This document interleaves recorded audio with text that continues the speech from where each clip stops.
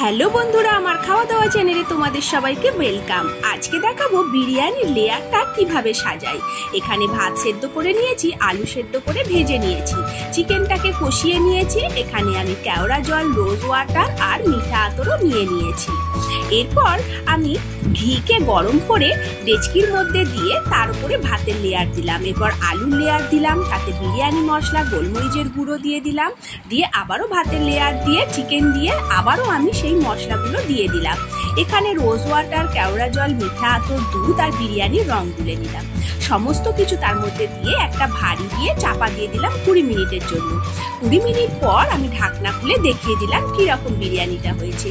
খেতে অসাধারণ হয়েছিল। তোমাদেরকে না খাইয়ে কি করে বোঝাবো যে কত অসাধারণ খেতে হয়েছিল। আমার মেয়েরা, আমার কর্তামশাই তো বললো দোকানের বিরিয়ানিকে হার মানিয়ে দেবে। সত্যি বলছি বন্ধুরা, খেতে খুব সুন্দর হয়েছিল। আর তোমাদের ভিডিওটা কেমন লাগলো কমেন্ট করে জানিও। আর চ্যানেলটিকে সাবস্ক্রাইব করতে ভুলো না কিন্তু। আর আমার ভিডিওগুলো দেখতে থাকো।